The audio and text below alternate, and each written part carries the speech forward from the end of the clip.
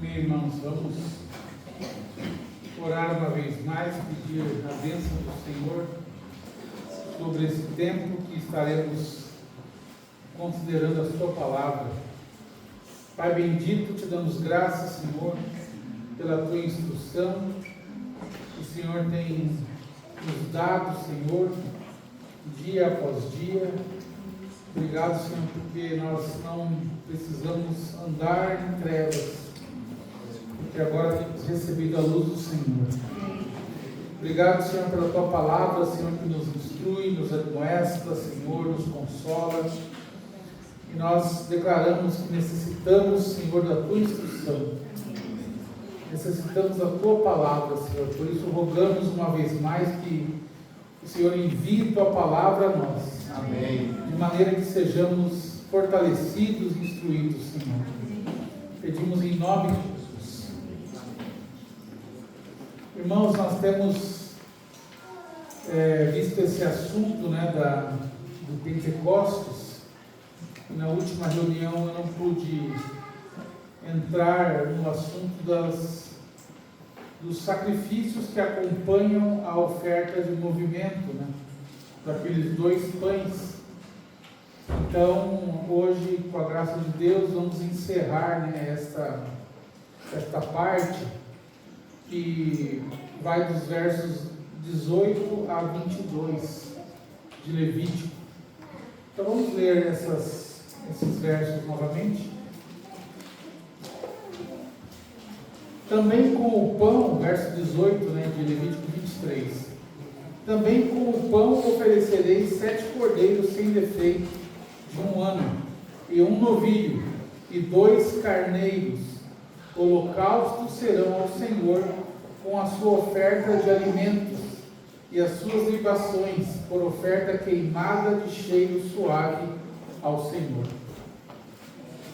Também oferecereis um bode para expiação do pecado, e 2 cordeiros de 1 ano, por sacrifício pacífico. Então o sacerdote os moverá com o pão das primícias, por oferta movida perante o Senhor, com os 2 cordeiros. Santos serão ao Senhor para o uso do sacerdote. E naquele mesmo dia apregoareis que tereis santa convocação. Nenhum trabalho servil fareis. Estatuto perpétuo é em todas as vossas habitações, pelas vossas gerações. E quando fizerdes a colheita da vossa terra, não acabarás de cegar os cantos do teu campo, nem colherás as espigas caídas da tua cega. Para o pobre e para o estrangeiro as deixarás. Eu sou o Senhor vosso Deus. Amém, irmãos?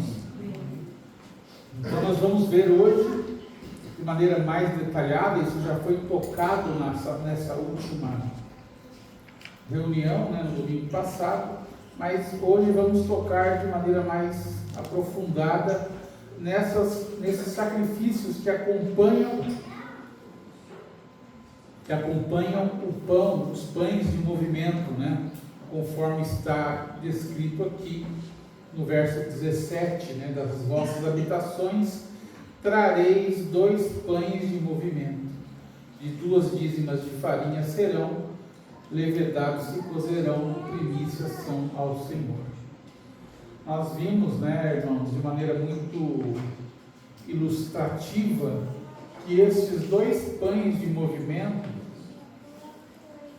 eles representam a igreja. Nós vimos que Pentecostes se cumpriu em Atos capítulo 2, na formação da igreja. Nós temos visto todas as festas, todas as solenidades, que são 7, número 7, que fala também o número 7 fala da divindade. Nós vemos ali nas 7 festas o propósito de Deus para o seu povo. O plano de redenção está ali representado naquelas 7 festas. começando com a Páscoa, né? Que nós já vimos que se cumpriu quando Cristo foi sacrificado por nós, né? Conforme também dito pelo apóstolo Paulo, né? Cristo, a nossa Páscoa, foi sacrificado por nós. Então a Páscoa se cumpriu na nossa vida quando Cristo morreu em nosso favor e nós, né, fomos resgatados da morte e do mundo, né?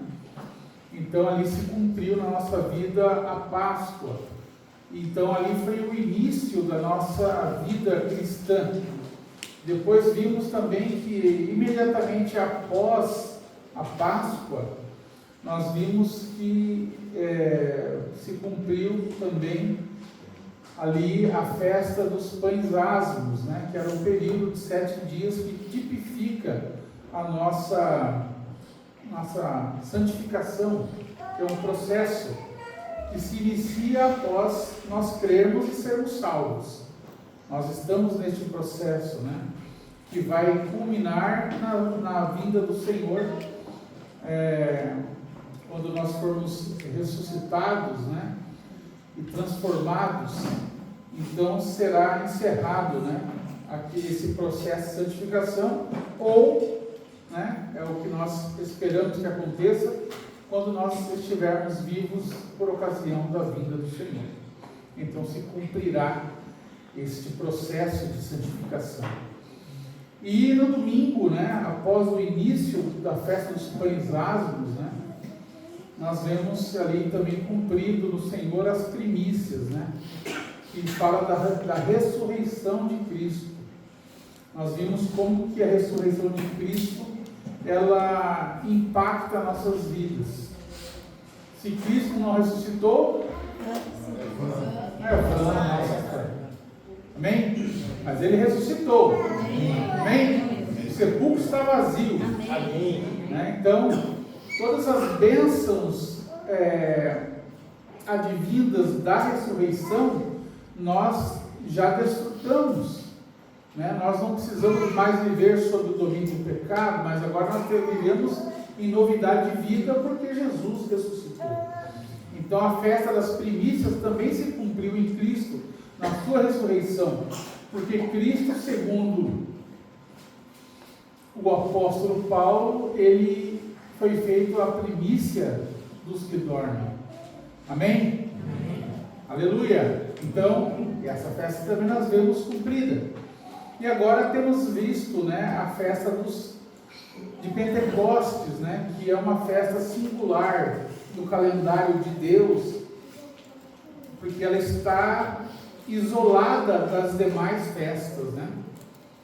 Ela está isolada das 3 primeiras e das 3 últimas. As 3 primeiras ocorrem na primavera, as 3 últimas no outono. E Pentecostes está no meio, mostrando para nós a singularidade da igreja nos planos de Deus.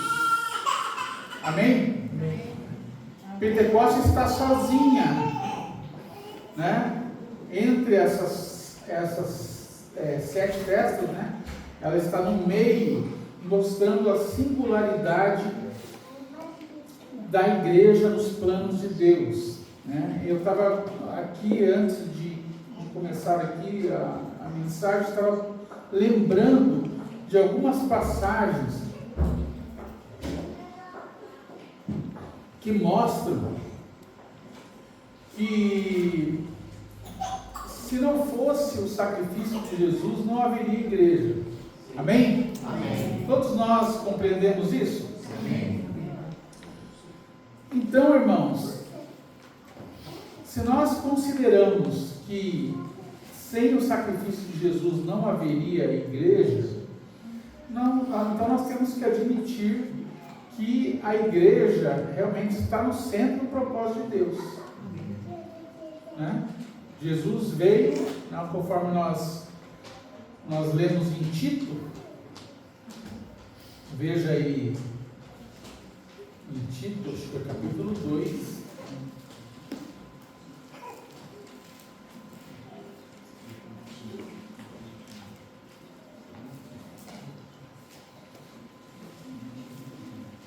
Tito capítulo 2, verso 13, para nós entendermos um pouco o contexto, diz assim: aguardando a bem-aventurada esperança e o aparecimento da glória do grande Deus e nosso Salvador, Jesus Cristo. Jesus é Deus, amém? Amém. Amém, irmãos? Amém. Nós esperamos o aparecimento da glória do grande Deus e nosso Senhor e Salvador, Jesus Cristo, o qual se deu a si mesmo por nós, para nos remir de toda a iniquidade. Então nós vemos, irmãos, que quando Jesus morreu, ele morreu para nos limpar, para nos remir, para nos salvar de toda a iniquidade. Mas isso não, o propósito da sua vinda, da sua morte, da sua humilhação, da sua cruz, não se resume apenas a nós como indivíduos. É óbvio que Jesus morreu por ti individualmente, morreu por mim individualmente, para me salvar, para me remir de toda iniquidade, mas o plano de Deus não para no indivíduo. Amém? Amém. Nós compreendemos isso? O plano de Deus não para no indivíduo. Senão nós teríamos aí uma multidão de indivíduos soltos, cada um vivendo a sua vida, fazendo as coisas conforme entende, separados uns dos outros, mas aqui a palavra diz que ele veio para nos remir e purificar para si um povo seu especial. Purificar para si um povo seu especial, zeloso de boas obras. Então veja, irmãos, purificar para si um povo seu especial. Então veja, quando nós lemos um verso como esse aqui, nós entendemos que Jesus morreu para formar a igreja. Amém?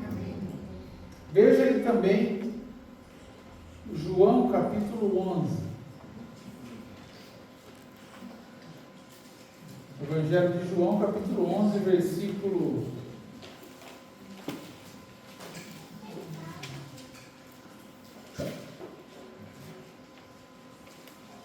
47, diz assim: depois os principais sacerdotes e os fariseus formaram conselho e diziam: que faremos, porquanto este homem faz muitos sinais?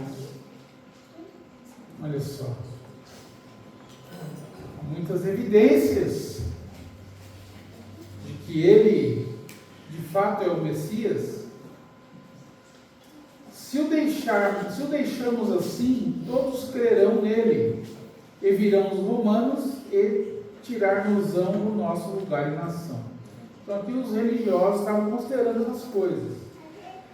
E Caifás, um deles, que era sumo sacerdote naquele ano, lhes disse: vós nada sabeis. Está vendo? Essas conjecturas, humanas. Vós nada sabeis, nem considerais que nos convém que um homem morra pelo povo e não pereça toda a nação. Então, de fato, Jesus morreu pelo povo. Ora, ele não disse isso de si mesmo, mas sendo sumo sacerdote naquele ano, profetizou que Jesus devia morrer pela nação. E não somente pela nação, mas também para reunir em um povo os filhos de Deus que estavam dispersos. Então tinha povo além da nação de Israel. Amém? Aqui o povo. Amém? Amém? Somos esse povo. Então veja, Jesus morreu para reunir em um corpo os filhos de Deus que estavam dispersos. Então você pode declarar que Jesus morreu para te reunir com o povo de Deus? Amém? Amém? Amém. E eu fico pensando, irmãos, como que alguns crentes ousam fazer planos à parte da igreja. Já pensou nisso? Você já pensou nisso como que muita gente, talvez você mesmo, ou até eu mesmo em algum momento, e isso é uma loucura diante daquilo que nós estamos lendo. Como pode alguém ousar fazer planos sem considerar a igreja de Deus? Como pode? É como se eu me insurgisse contra o propósito de Deus. Porque se Jesus morreu para reunir em um corpo, como que eu posso fazer planos, ou mesmo executar esses planos, de viver uma vida independente fora do contexto da igreja? Como que eu posso fazer isso?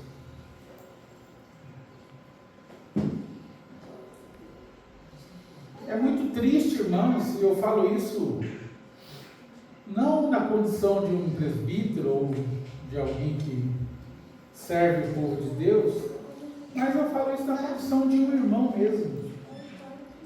Quando alguém fala, às vezes, com naturalidade, que vai fazer isso, vai fazer aquilo, vai viver em tal lugar, sem considerar esse propósito tão sublime, esse propósito tão alto, que é nada mais, nada menos do que ser a noiva do Cordeiro. E você não pode ser sozinho. Você não pode ser isoladamente. Não há como você ser, ou melhor, não há como você cumprir o propósito de Deus vivendo uma vida autônoma, uma vida cheia de planos terrenais, circunscritos a este mundo, circunscrito aos desejos da sua carne, aos seus planos. Eu fico às vezes ouvindo as pessoas falando, isso jovens e outros não tão jovens. Ah, eu quero fazer isso, eu vou para tal lugar, lá eu vou viver assim. Uma vez um irmão me falou que estava buscando uma cidade para viver e ele pesquisou e examinou as coisas, as estatísticas, os IDHs, né, das cidades, e descobriu que a melhor cidade era uma determinada cidade do Brasil, no Brasil, né? Aí ele foi para lá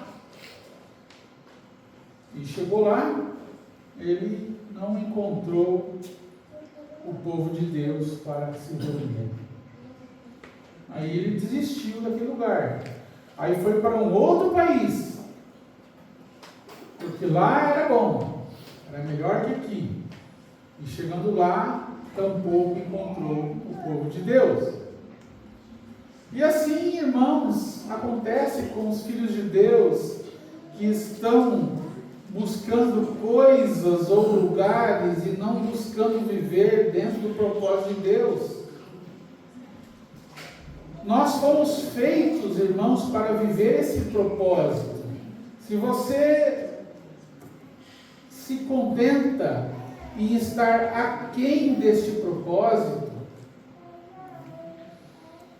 então você está desprezando os tantos sacrifícios que acompanham a oferta de movimento.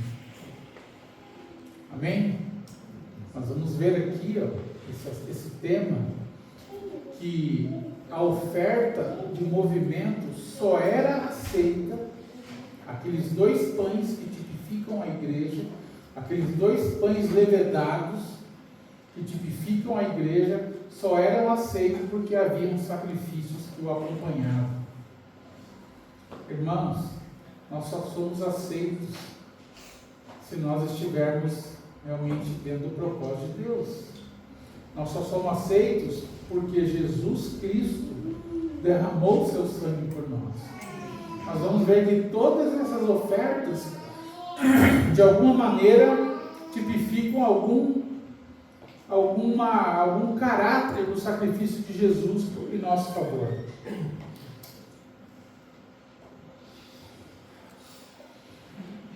Recapitulando um pouco, perdão, para nós entendermos melhor acerca desta oferta, né? Nós vimos que aqueles pães, eles deveriam vir das habitações dos judeus, mostrando para nós que a igreja é formada de pessoas terrenas. Os pães procediam das habitações, não vinha do céu aquele pão, não era como o maná que vinha do céu, era um pão que procedia das habitações, mostrando, irmãos, que a igreja é formada de pessoas terrenas. E se são formadas de pessoas terrenas, nós vamos ter problema, não é mesmo? Você quer procurar uma igreja que não tenha problema? Você nunca vai encontrar, porque todo lugar que você for, você vai estar lá. Você não vai achar, sem problema, infelizmente. Se alguém encontrar um, me avisa para eu ir para lá também. Então você não vai achar, porque a igreja é feita de pessoas terrenas. A igreja é feita de pessoas corrompidas, além de terrenas, corrompidas. Porque aqui a palavra de Deus diz que esses pães deveriam ser feitos com levedura, né? Com fermento. E o fermento fala de corrupção, não é mesmo? Fala de alguma coisa que está corrompido, que corrompe. Fala de malícia, de maldade. Este é o sentido do fermento nas Escrituras. Então a igreja também é feita de pessoas, além de terrenas, corrompidas. E aqui também nós vemos nesse símbolo, nesse pão, nesses dois pães de movimento, que para se obter pão é necessário o quê? Aqui nesse caso era um pão de trigo. Nas primícias havia uma oferta de pão de cevada. Aqui fala de trigo. O trigo fala-nos da vida do Senhor. Amém? Amém. O grão de trigo caiu na terra. Amém? Amém. E deu fruto. Então nós ainda que somos pão levedado, nós somos feitos de farinha de trigo. Jesus é o trigo. Amém? Amém. Então nós temos a natureza do Senhor, porque nós cremos nele. Amém? E fomos nascidos de novo. Nós somos agora nós temos a natureza do Senhor. Nós temos a natureza do Senhor. Mas veja, irmãos, o trigo, ele, para que seja feito pão a partir do trigo, os grãos devem ser o quê? Moído. Irmão, ser moído dói. Ser moído não é agradável. E muita gente não quer ser moído. Olha, se você estiver comendo um pão e você encontrar ali um grão inteiro, muito provavelmente você vai cuspir esse grão. Se é que ele não vai quebrar o seu dente. O pão, ele só pode ser feito com grãos moídos. Se você quer ficar inteiro na comunhão, você vai sofrer mais ainda. É melhor você se entregar. Se entrega ao moinho, para que você seja moído e você seja misturado para formar uma nova massa. Amém? Amém. Se você não quer ser moído, então a igreja não é um lugar muito bom para ficar. Porque a igreja tipifica isso. Ela tipifica o lagar, onde as uvas são pisadas, tipifica o lugar onde o grão é triturado. Então, irmãos, nós precisamos realmente considerar essas coisas, que nós só podemos cumprir o propósito de Deus estando na igreja, que os nossos planos devem sempre levar em consideração este propósito, para que nós não tornemos o sacrifício de Jesus, que tornou possível sermos igreja, para que nós não desprezemos este sacrifício.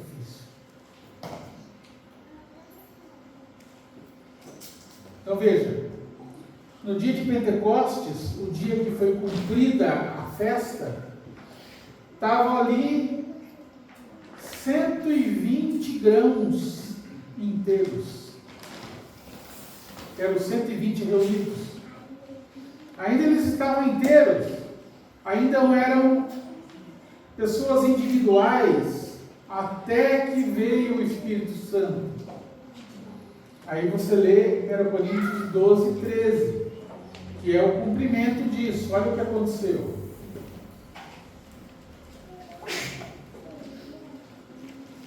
Primeira Coríntios capítulo 12, versículo 13.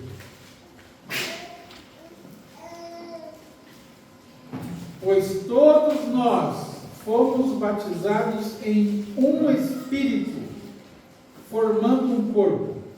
Amém? Então aconteceu isso. Aqueles grãos individuais agora se tornaram um corpo, pela ação do Espírito Santo, que foi o resultado da ascensão de Jesus.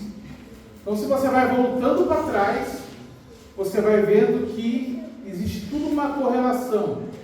Foi necessário que Jesus viesse, padecesse como homem, fosse morto sem haver cometido nenhum pecado, ressuscitasse ao terceiro dia, fosse assunto aos céus 40 dias depois e 50 dias após a sua morte, enviasse o Espírito Santo para formar a igreja. Então, se nós vamos olhando para trás, nós vamos sempre ver que para que a oferta de movimento fosse aceita diante de Deus, era necessário sacrifício. Amém? Amém. Sem o sacrifício não havia como essa oferta ser movida diante do Senhor. Nós precisamos ser movidos, irmãos, com essa oferta. Ser movido é ser apresentado diante do Senhor.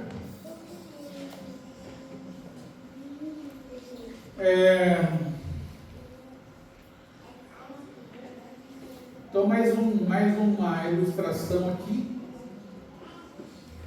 Sem sofrimento não há igreja. Ela começou com o sofrimento, com o padecimento de Jesus. E ela segue exigindo de nós que também nós padeçamos pelo Senhor e uns pelos outros. Este pão não pode ser feito com grãos inteiros. Nós precisamos nos submeter ao Senhor.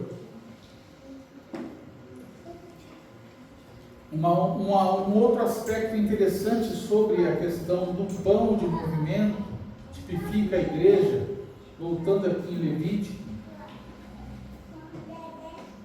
nós vemos que a igreja é representada por 2 pães. Isso também nos fala de testemunho, não é mesmo? A Bíblia, em diversas partes, fala que o testemunho de 2 é verdadeiro. Por isso que aqui nós temos 2 pães. Nos fala do testemunho, né? Testemunho da igreja. Nós devemos ser testemunhas da ressurreição de Cristo. Você pode testemunhar? Amém? Ainda que você não estava lá, nem eu. Mas nós podemos testemunhar porque nós experimentamos a vida que deriva da ressurreição de Cristo. Amém? Então, esse número 2 nos fala de testemunho. Uma outra coisa, que ainda a respeito do testemunho, nós lemos aqui que essa oferta era chamada de primícias. Veja aí uma outra aplicação deste termo primícias em Tiago. Abra sua Bíblia aí em Tiago, capítulo 1, versículo 18.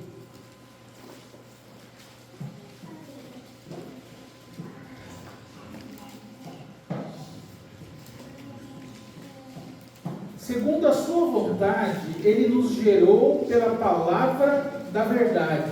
Amém? Amém. Isso aqui Pedro também disse, que nós fomos de novo gerados, não de semente corruptível, mas da incorruptível pela palavra de Deus que permanece para sempre. E aqui Tiago está falando também que nós somos gerados pela palavra da verdade. Para quê? Para que fôssemos como primícias da sua criatura. A palavra primícias, quando aparece se referindo ali à festa das primícias, aquela palavra, ela significa cabeça. Jesus é o cabeça, sozinho. Amém? Primícia dos que dormem. Jesus está nessa posição sozinho. Mas quando a palavra primícia aparece no contexto de Pentecostes, o significado dela, ou melhor, a origem da palavra primícias ali, não é cabeça, mas sim primogênito. Nós somos a igreja dos primogênitos. Primogênito, irmãos, não significa apenas primeiro nascido. Nós sabemos que a palavra primogênito, ela significa posição. Amém? Qual que é a tua posição? Você está assentado com Cristo nas regiões celestiais? Esta é a tua posição? Amém? Somos a igreja dos primogênitos. Somos, como diz aqui no versículo 18, primícias das suas criaturas. Nós somos primícias das suas criaturas. Irmãos, o que significa ser primícias das suas criaturas? Nós já vimos que a palavra primícia, neste contexto, significa não apenas primeiro nascido, mas obviamente que é uma referência do nosso novo nascimento, mas também em posição. Nós estamos numa posição em que nós devemos dar testemunho do Senhor em tudo o que nós fazemos. Um primogênito, ele age de acordo, de maneira, ou melhor dizendo, que vai honrar aquele que o gerou. Não é mesmo? Não foi assim que Jesus fez? Em tudo ele honrou o Pai. Nós, como primogênitos, como primícias das suas criaturas, devemos honrar aquele que nos gerou. Amém? E isso, irmãos, só é possível, ou melhor, é possível porque o Espírito Santo foi dado a nós. Obrigado. Comunicando a nós as virtudes de Cristo, aquelas que são comunicáveis. Nós recebemos pela habitação do Espírito Santo em nós. Então nós devemos agir de maneira semelhante a Cristo. Amém? Amém. Isto é o modo de agir daqueles que são primícias do Senhor. Agora, entrando aqui no assunto das ofertas, as ofertas que acompanham, a partir do verso 18, vamos ver rapidamente aqui que há ofertas distintas. Aqui há ofertas de holocaustos, né? Como holocaustos aqui, no versículo 18, nós vemos 7 cordeiros, 1 novilho e 2 carneiros, acompanhados das suas ofertas de alimentos e libações. E depois nós vemos que havia uma oferta de expiação, que aqui está no versículo 19, também oferecereis um bode para expiação do pecado. E depois nós vemos que é uma outra categoria, que são as ofertas pacíficas, 2 cordeiros de 1 ano. Então, havia diferenças nessas ofertas, né, em relação a esta festa aqui. Mas uma coisa é clara, irmãos, havia um elemento de fraqueza muito claro aqui, né, naquela oferta de alimentos que deveriam ser acompanhadas desses sacrifícios. Os 2 pães que representam a igreja, ou seja, que nos representam, eles só poderiam ser aceitos pelo Senhor, ou seja, movidos diante do Senhor, se estivessem acompanhados destes muitos sacrifícios que falam de Cristo. Nós só podemos ser aceitos por Deus em Cristo. Amém, irmãos? Amém. Isso é claro para todos nós? Amém. Nenhuma obra, nenhuma característica nossa nos torna aceitos diante de Deus, a não ser pelo sacrifício. Estes eram muitos, né? Holocaustos, expiação, oferta pacífica, mas todos eles apontam para um só, que é Cristo. Amém? Amém. Inclusive aqui, estes aqui no versículo 19 falam de 2 cordeiros, né? Mais uma vez o número 2 aparecendo, provavelmente um para cada pão, né? Que eram 2 pães de movimento. Nós só somos aceitos então em Cristo. Uma coisa bem interessante aqui, irmãos, uma diferença das ofertas que eram oferecidas em outras solenidades. Nesta solenidade aqui, tem uma aplicação diferente. Quando o Velho Testamento nos fala de ofertas de alimentos, existem muitas ofertas de alimentos, né? Farinha, bolos, pães, vinho, muitas ofertas de alimentos. O vinho é uma libação, né? Todas essas ofertas de alimentos, elas sempre estavam acompanhando algum sacrifício. Percebe a ordem? Era o sacrifício primeiro, que vinha acompanhado de uma oferta de alimentos. Isso em todas as outras partes onde apareciam as ofertas de alimentos. Mas nessa oferta aqui em Pentecostes, a oferta de alimentos vinha primeiro e ela era acompanhada, ela era acompanhada dos sacrifícios, né? Então a ordem normal era: traga um sacrifício e traga também sua oferta de alimentos. Quando se fala em Pentecostes, é o contrário, traga uma oferta de alimentos e também traga o seu sacrifício, porque o sacrifício é o que valida a oferta. Percebe a diferença? Nós só temos aceitação se formos acompanhados desse sacrifício, que é de Cristo mesmo.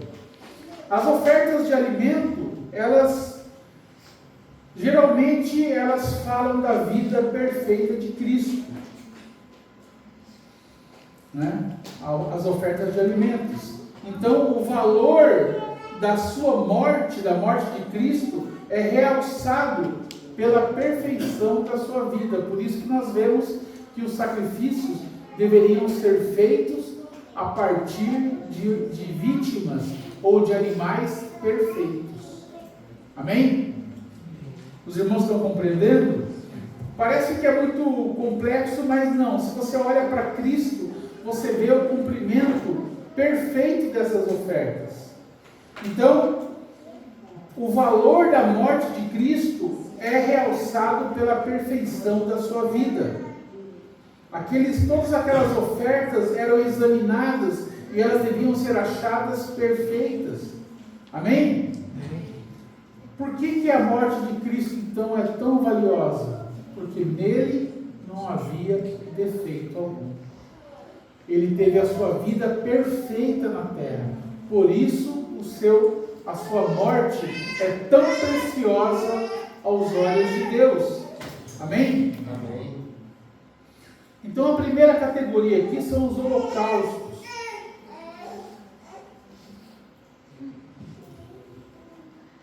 Os holocaustos, aqui fala de cordeiros, né?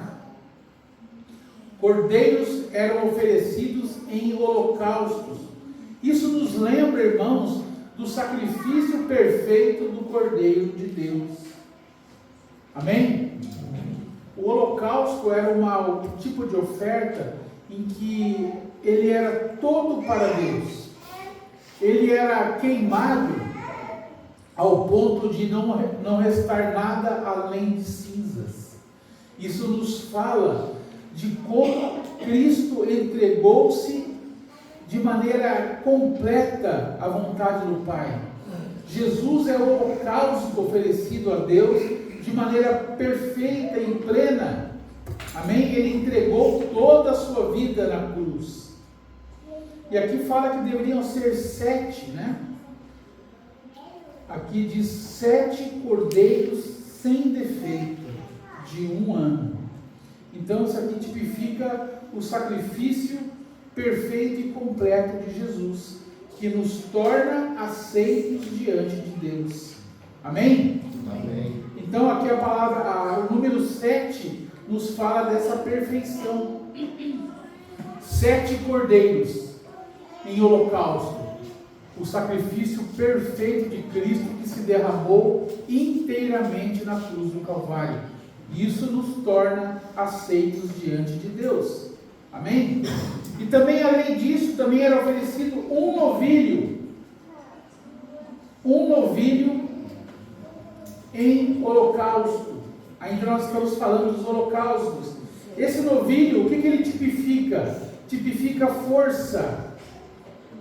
Amém? Jesus foi entregue no auge da sua força humana. Ele foi ceifado. Então, uma oferta de novilho nos fala de força, nos fala do poder deste sacrifício. E também nós vemos ainda sobre os holocaustos 2 carneiros. Veja que aqui não é um cordeiro, mas um carneiro. O que é o carneiro? É o cordeiro adulto. Amém? O cordeiro adulto. Isso representa o que, irmãos? Representa a consagração do Senhor, que se ofereceu de livre e espontânea vontade na plenitude da sua força. O Senhor Jesus falou assim: a minha vida eu dou, ninguém tira ela de mim. Eu voluntariamente a dou. Então Jesus, no auge da sua força, da sua consagração, ele se entrega de livre e espontânea vontade para cumprir o propósito do Pai. Lembre-se, irmãos, que tudo isso não foi apenas para te salvar, mas foi para te formar como igreja. Amém? Foi para te unir aos teus irmãos. Então, quando você dá valor ao sacrifício que Cristo realizou, você não tem como desprezar a igreja. Amém? Quem dá valor ao sacrifício, dá valor à igreja. Se você despreza teu irmão, você está desprezando o preço que foi pago para que nós fôssemos um. Amém? Amém, irmãos? Amém. Esse assunto te desanima ou anima? Anima. Agora você tem que amar seu irmão, mesmo ele sendo cheio de carrapicho. Amém? Amém. Nós precisamos, irmãos, cumprir isso. Nossa gratidão pelo preço pago nos leva a amar nossos irmãos. Havia também outra categoria de sacrifício aqui, que era a expiação. Verso 19: também oferecereis um bode para expiação do pecado. Esse sacrifício de expiação nos fala da necessidade de outro sofrer em nosso lugar. Jesus pagou o preço pelos nossos pecados. Ele sofreu em nosso lugar. O castigo que deveria vir sobre nós, Ele tomou sobre si. Amém? Então esse sacrifício de expiação também foi cumprido em Cristo. Cristo padeceu em nosso lugar, para que nós não sofrêssemos a pena pelos nossos pecados. Amém? Graças a Deus. A igreja é formada destes que tiveram os seus pecados expiados. Amém? E depois, para encerrar aqui, irmãos, nós vemos que havia também uma oferta pacífica. Uma oferta pacífica. Veja, ainda no verso 19 diz assim: e 2 cordeiros de 1 ano por sacrifício pacífico. O que significa essa oferta pacífica? Ela nos fala, irmãos, da paz e da comunhão que podemos desfrutar com Deus por causa da morte de Jesus. Esse é o sentido dessa oferta pacífica. Nós éramos por natureza filhos da ira. Nós estávamos em franca rebelião contra Deus. Nós estávamos separados de Deus. Não tínhamos comunhão com Ele. Mas essas ofertas pacíficas nos lembram que o sacrifício de Jesus nos reconciliou com Deus. Amém? Agora nós podemos ter paz com Deus por conta do sacrifício que Jesus realizou por nós. E depois nós lemos aqui, irmãos, um termo também muito interessante. O verso 20 termina assim: santos serão ao Senhor para uso do sacerdote. O que isso significa? Para o uso do sacerdote. Quem aqui é um sacerdote? Amém. Amém? Isso já foi ministrado dezenas de vezes. O Senhor Jesus, na sua morte, nos fez reis sacerdotes. Então você é um sacerdote. Amém? Então essas coisas são para uso do sacerdote. Na velha aliança nós vemos que os sacerdotes eram uma categoria de pessoas, certo? Havia o povo comum e aqueles que oficiavam ao Senhor, que eram os sacerdotes. E dentro dos sacerdotes havia o sumo sacerdote.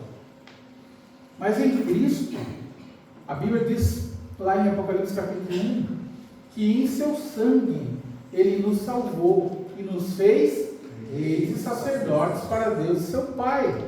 Então nós somos sacerdotes. E essas coisas aqui são para uso do sacerdote, né? Aquelas ofertas que eram trazidas, muitas delas, algumas eram queimadas, mas outras eram para uso do sacerdote. Ele podia comer, ele podia participar daquele churrasco, vamos dizer assim, e podia dividir para a sua família. Amém? Amém. Então, quando nós vemos aqui, santos serão ao Senhor para uso do sacerdote, nós vemos quão privilegiados nós somos, porque nós podemos participar dessas bênçãos. Veja, o sacrifício foi do Cordeiro, mas as bênçãos são desfrutadas por nós. Amém, irmãos? Amém, irmãos? Amém. Nós temos bênçãos sem limite para desfrutar. O Senhor sacrificou-se a si mesmo, mas as suas bênçãos são nossas. As bênçãos decorrentes dessa oferta, desse sacrifício, são para o nosso desfrute, são para o nosso deleite, são para uso do sacerdote.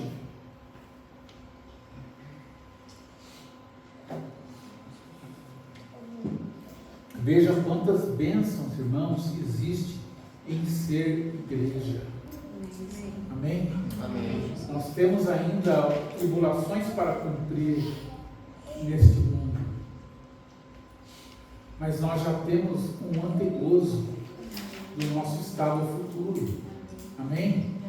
Nós já podemos desfrutar, são para uso do sacerdote, né? Quando o apóstolo Pedro, ele indagou o Senhor, nós tudo deixamos e te seguimos, o que receberemos? Marcos capítulo 10, o que receberemos? Aí o Senhor disse para eles, olha, não há quem tenha deixado casas, propriedades, famílias, por amor de mim, e do Evangelho, né? Acho que ali fala do Evangelho, que não recebam 100 vezes tanto, ainda neste tempo. Então essas bênçãos para uso do sacerdote é desfrutada nesse tempo, irmãos. Nós não precisamos passar fome, porque há um banquete diante de nós. O Senhor nos proveu essas bênçãos espirituais sem medida, só que elas só são desfrutadas na igreja. Não tem como você provar dessas bênçãos fora da igreja. É na comunhão que o Senhor ordena a vida e a bênção para sempre. Por isso que é muito estranho que alguém faça planos se esquecendo ou desconsiderando a igreja do Senhor.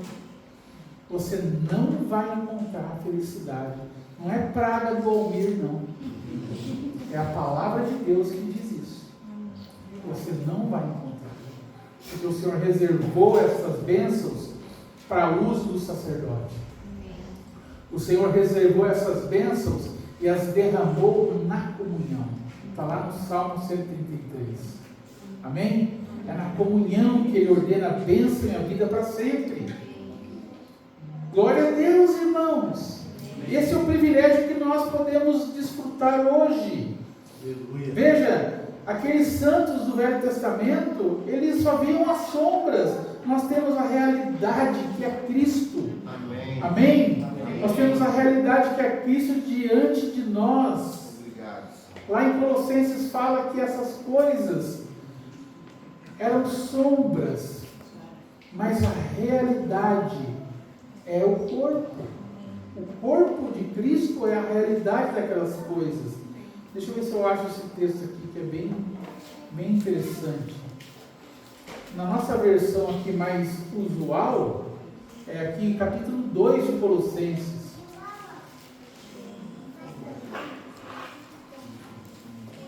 Capítulo 2 de Colossenses, olha que interessante esse verso.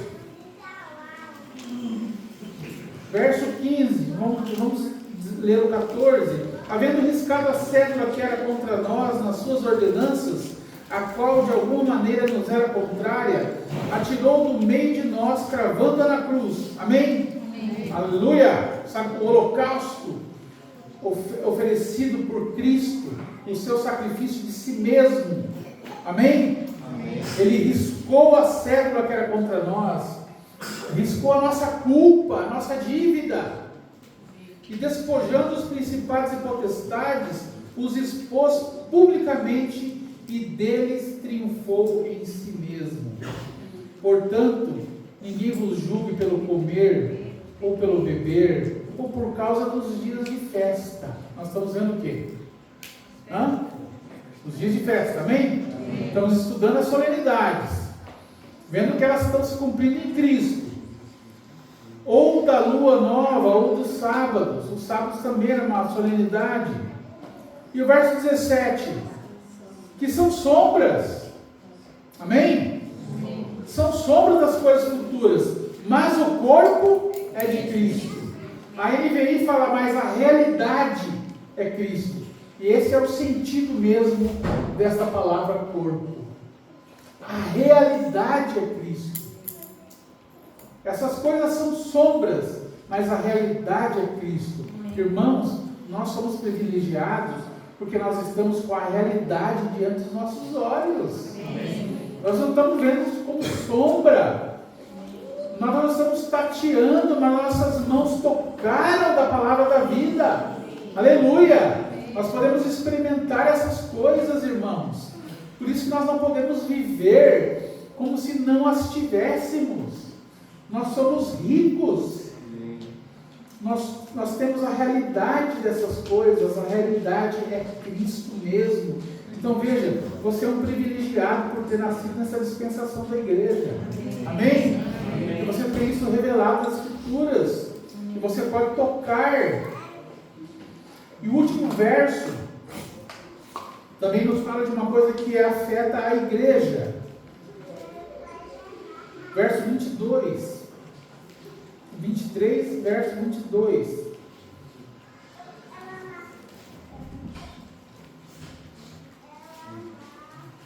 E quando fizerdes a colheita da vossa terra, não acabarás. Deixa eu ver aqui o meu tempo. Estamos acabando, o último verso. Não acabarás de cegar os cantos do seu campo, nem colherás as espigas caídas da tua cega. Para o pobre e para o estrangeiro as deixarás. Eu sou o Senhor vosso Deus. Interessante como que isso também se cumpre na igreja. A igreja não é mais o povo étnico, como nós conversávamos na quinta, né? Conversávamos com o Rafa. Não é mais o povo étnico, não é quem tem o DNA de Abraão, não é mesmo? O povo de Deus no Velho Testamento é os descendentes de Abraão. E nós? Também. Hã? Também, mas agora o DNA é espiritual. Amém? Aqueles que têm fé naquele que havia colocado Abraão para cumprir ali o propósito de Deus. Nós somos descendentes pela fé. Nós temos por pai Abraão, mas agora é pela fé.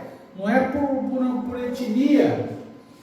E veja, é interessante como que Deus sempre teve cuidado das pessoas menos favorecidas.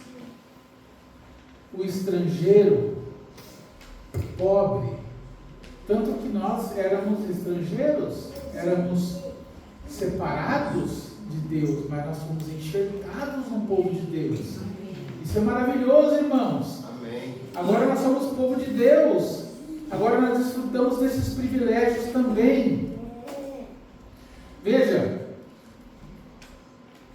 as primícias nos falam da prioridade de Deus na nossa vida, certo? Sim. Amém?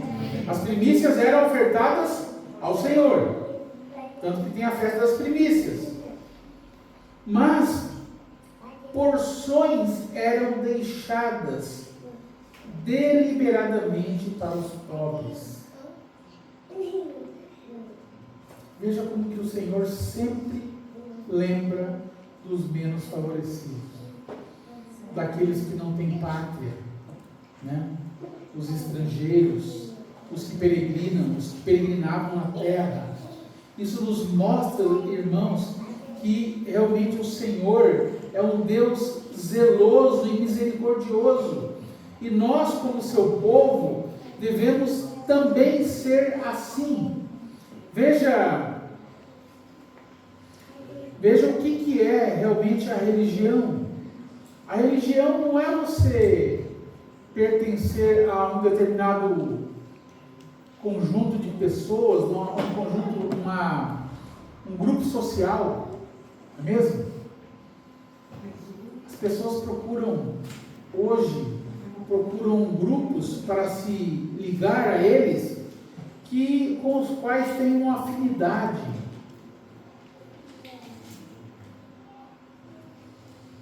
O que nos identifica uns com os outros? Cristo? Amém? Amém. Ele é a nossa identidade. Amém. Nós temos a identidade do novo homem. Cristo em nós. Amém? Essa é a nossa nova identidade. Então as pessoas procuram hoje lugares para reunir de acordo com as suas preferências. Buscam uma identidade que não é Cristo. Eu vou me reunir ali porque ali toca o tipo de música que eu gosto. Ou porque pregam as doutrinas que eu tenho como favoritas? Ou porque ali são pessoas do mesmo patamar social que eu? Não é mesmo, irmãos? Imagina. Classinha de criança, né? Oi? Classinha de criança. Pois é, eu já ouvi tanta coisa, irmãos, que isso daí é um livro de lamúrias. Né? Pessoas que saíram do nosso meio porque, de alguma maneira, a nossa reunião, a nossa prática, faltava alguma coisa que eles encontraram em outro lugar. A Raquel lembrou da classinha de crianças, né? Teve uma família que saiu porque aqui nós não tínhamos classinha de crianças. Né, Chiminho? Imagina se tivesse uma classinha de criança que tirasse a Thalitinha do nosso meio. Aí eu não ia ficar triste, não é mesmo? Hã? O Senhor disse: deixai vir as minhas criancinhas. Por que eu vou enxotar as criancinhas da reunião? Hã? Imagina, nós temos quase todas as crianças entre nós convertidas. Talvez os menorzinhos ainda não tiveram entendimento. E nós não apartamos elas do fruto. O pregador tem que pregar de tal forma que a mensagem alcance as crianças. Amém. Amém? E elas vão se convertendo. Porque elas se convertem porque o Espírito Santo trabalha a palavra nelas. A conversão é uma obra exclusiva do Espírito Santo. Amém. Então, eu não preciso me preocupar, né, porque elas podem compreender à medida que o Espírito Santo ministrar o coração delas. Então veja, irmãos, Jesus é a única razão, é a única coisa, com perdão da palavra coisa, é a única pessoa que nos identifica. Amém? Ele é a razão da nossa comunhão, é a razão da nossa unidade. Nós não nos reunimos em torno de práticas. As práticas derivam da presença e da vida de Jesus que está em nós. Não o contrário. Amém? Por isso nós temos liberdade, irmãos. Então, aqui nós vamos ver aqui em Tiago. Veja o que é a religião. Tiago, capítulo 1, versículo 27. A religião pura e imaculada para com Deus e Pai é esta. Então veja. Aqui é um reflexo daquilo que nós já vimos no versículo 22 de Levítico 23. Não cegarás o campo do seu campo, deixarás para os estrangeiros, para os povos. Então, nós vemos aqui que a mente de Deus segue sendo a mesma. A religião pura e imaculada para com Deus e Pai é esta. 2 pontos. Então, aqui nós temos uma definição. O que é a religião pura e imaculada para com Deus e Pai? Visitar os órfãos e as viúvas nas suas tribulações. Isso aqui, irmãos, significa amor prático. Visitar os órfãos e as viúvas nas suas tribulações. Amor prático. Não é, irmãos, não é teoria. Não é saber falar palavras altas, elevadas. Não. Você quer ser um religioso segundo Deus? Ame de maneira prática. Amém? Amém. Ame de maneira prática seu irmão, aquele que o Senhor colocou ao seu lado, principalmente. Aí nós vemos que o amor da igreja extrapola os domésticos da fé, ainda que esses tenham prioridade. Amém? Nós devemos primeiro atender os domésticos da fé. Tanto que o Senhor fala, vai fazer a cega, a colheita, os primeiros frutos é meu, de Deus. Depois toda aquela abundância é tua. Mas você vai deixar o campo para os pobres e para os estrangeiros. Amém? Que nós vemos o coração do nosso Deus, as prioridades. Irmãos, apliquem essas mesmas prioridades na sua vida, para que você seja bem-aventurado. As primícias são do Senhor, amém? Amém. Todo o demais é teu. É teu, para o teu gozo, para o teu uso, para a tua família. Só que você não pode se esquecer do pobre e do estrangeiro. Porque o Senhor Ele é pai de órfãos e o marido das viúvas, diz a palavra de Deus. Assim é o Senhor no seu santo templo. Então o Senhor quer que nós tenhamos as mesmas prioridades que Ele. E depois aqui, outra característica da religião verdadeira: guardar-se incontaminado do mundo. São duas coisas: amor prático e santidade. Amor prático e consagração. E está aqui expresso nessa expressão: guardar-se incontaminado do mundo. Viver apartado do mundo. Isso é ser um religioso segundo Deus. Nós usamos a palavra religioso como uma palavra de uma conotação ruim, né? Ah, fulano é religioso. Nós falamos da religião esvaziada de realidade espiritual. Mas a realidade espiritual se traduz nisso: amor prático e santificação. Amém, irmãos? Amém. Então, concluindo, para que nós avancemos para a próxima festa. A festa de Pentecostes, então, ela prefigura um acontecimento glorioso, que cumpriu lá em Atos capítulo 2, com o surgimento da igreja, mas é caracterizado por fraqueza. Lembre-se, você desfruta de uma posição privilegiada nos planos de Deus, mas lembre-se que você é um pecador remido por Jesus Cristo. Amém. Nunca se ensoberbeça: eu sou igreja, os demais não são. Não, lembre-se que você é um pecador remido. A igreja foi formada no dia de Pentecostes, e ela é a mais gloriosa das criações de Deus. Amém? Nós desfrutamos privilégio acima de Israel. Amém? Os irmãos que creem dessa forma, né, conforme nós lemos, né, em 2 Coríntios, que a igreja é um povo distinto de Israel e desfruta de privilégios acima dos de Israel.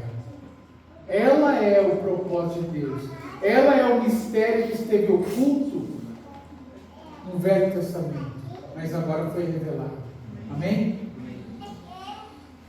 Na formação da igreja, concluindo, nós vemos manifestada a graça de Deus em salvar esses indignos pecadores e os congregarem no corpo, do qual o cabeça é o Senhor Jesus Cristo. Quando nós vemos Pentecostes isolado entre as 7 solenidades, nós vemos que a igreja desfruta de um lugar privilegiado no plano de Deus. Amém. E essas ofertas que nós consideramos destacam a fraqueza da oferta de movimento e o poder, a tão poderosa oferta de perdão que acompanha essa oferta de movimento. Sem o sacrifício de Jesus, nós jamais seríamos aceitos diante de Deus. Amém. Amém, Senhor. Damos graças a Ti, Pai, porque nós somos o Teu povo. Ainda que fracos e imperfeitos, nós sabemos e temos provado, Senhor, na nossa experiência prática, que nós somos amados do Senhor, que nós desfrutamos, Senhor, dessa posição tão elevada, Obrigado por fazer de nós indignos pecadores o teu povo. Obrigado por ter alcançado essa misericórdia. Nós te bendizemos, Senhor, por ser o teu povo, o povo escolhido. Ó Deus, e pedimos, ajuda-nos a viver de acordo com essa tão alta posição. Queremos te honrar, Senhor, honrar o preço pago por nós. Ó Deus, honrar esse preço que foi pago exclusivamente pelo Senhor. Nós não tivemos nenhuma participação. E agora queremos, Senhor, em gratidão, corresponder a tão grande amor demonstrado por nós. Ó Deus, sendo aqueles que o Senhor nos designou para ser. Sermos o teu povo. E assim proceder de acordo com a tua vontade, para que o Senhor se agrade de nós. Assim oramos, Pai, em nome de Jesus.